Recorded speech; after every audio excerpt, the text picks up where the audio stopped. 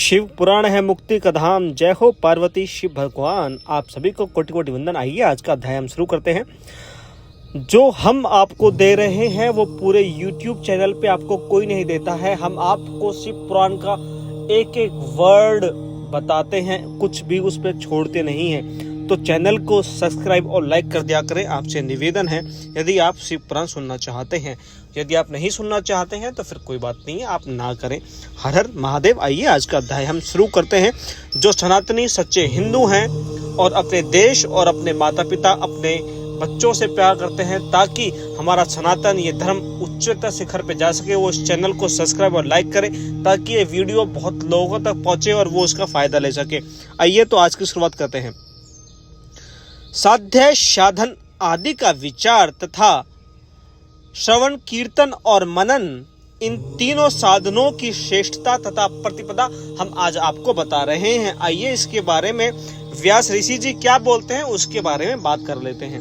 व्यास जी कहते हैं, सूत जी का यह वचन सुनकर वे सब महर्षि बोले, अब आप हमें वेद अनुसार सर्व स्वरूप अद्भुत शिव पुराण की कथा सुनाए। सूत जी ने कहा, आप सब महर्षिगण रोग शोक से रहित कल्याण में भगवान शिव का ध्यान करके पुराण पर्व शिव पुराण की जो वेद के सार तत्व से प्रकट हुआ है कथा सुनिए।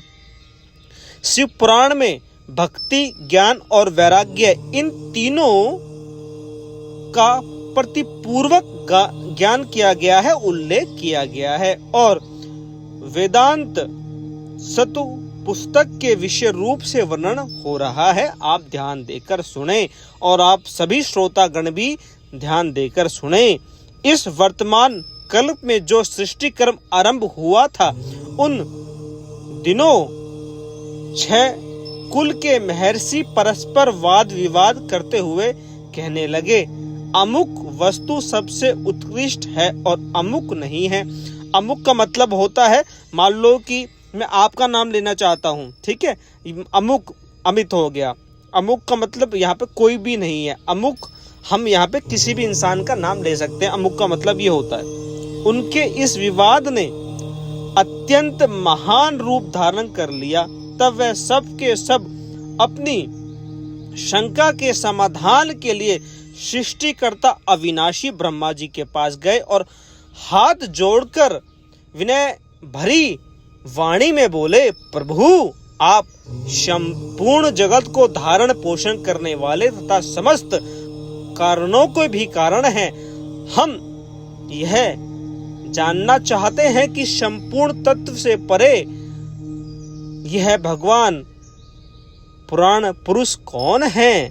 ब्रह्मा जी ने कहा, जहां से मन सहित वाणी उन्हें ना पाकर लौट आती है तथा जिनसे ब्रह्मा विष्णु रुद्र और इंद्र आदि से युक्त यह संपूर्ण जगत समस्त भूत इंद्रियों के साथ पहले प्रकट हुआ है, वे ही यह देव महादेव सर्वज्ञ एवं संपूर्ण जगत के स्वामी हैं।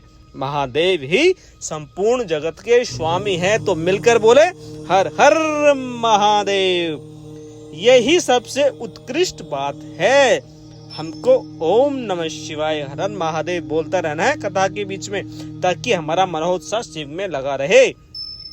भक्ति से ही इनका आदर करना चाहिए। दूसरे किसी उपाय से कहीं इनका दर्शन नहीं होता।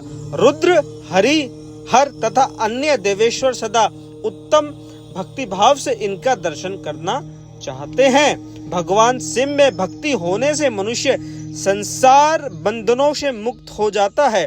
मैं ये लाइन दोबारा रिपीट कर रहा हूँ। भगवान शिव में भक्ति होने से मनुष्य संसार बंधनों से मुक्त हो जाता है। ये शिव पुराण में लिखा हुआ है। देवताओं के कृपा प्रसाद से उनमें भक्ति होती है और भक्ति से देवताओं का कृपा प्रसाद प्राप्त होता है। ठीक उसी तरह जैसे ही है अंकुश से बीज और बीज से अंकुर पैदा होता है, इसलिए तुम सब महर्षि भगवान शंकर का कृपा प्रसाद प्राप्त करके भूत पर जाकर वहां सहस्त्रों वर्षों तक चालू रहने वाले एक विशाल यज्ञ का आयोजन करो जो कि बंद ना हो। यज्ञ बहुत महत्वपूर्ण है इस सृष्टि कर्म को चलाने के लिए। इन यज्ञपति भगवान शिव की कृपा से वेद कृत विद्या के सारभूत साधनों का ज्ञान होता है।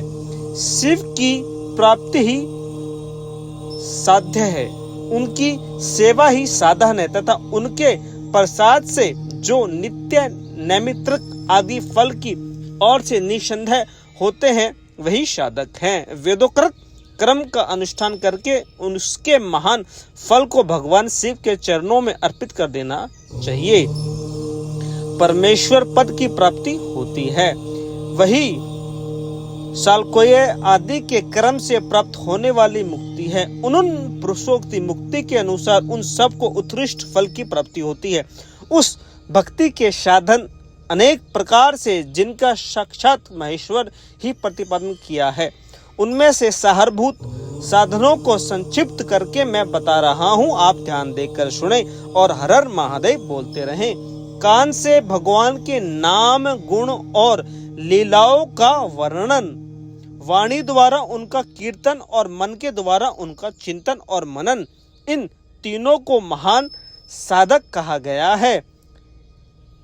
तात्पर्य यह है कि महेश्वर का श्रवण मतलब ध्यान, कीर्तन और मनन करना चाहिए।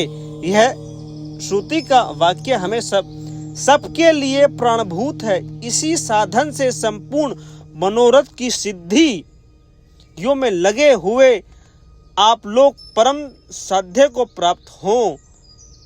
लोग प्रत्येक वस्तु को आंखों से देखकर उसमें प्रवृत्त होते हैं, परंतु जिस वस्तु का कहीं भी प्रत्यक्ष दर्शन ना होता हो उसे श्रवण द्वारा जान सुनकर मनुष्य उसकी प्राप्ति के लिए चेष्टा करता है। अतः पहला साधन श्रवण ही है। उसके द्वारा गुरु के मुख से तत्वों को सुनकर श्रेष्ठ बुद्धि वाला विद्वान पुरुष अन्य साधन कीर्तन एवं मन की शुद्धि करे। क्रम मनप्रद इन और इस साधन की अच्छी तरह साधना कर लेने पर उसके द्वारा सालोक्य आदि के क्रम से धीरे धीरे भगवान शिव का संयोग प्राप्त होता है। पहले सारे अंगों के रोग नष्ट हो जाते हैं, फिर सब प्रकार के लोकालोक आनंद भी विलीन हो जाते हैं।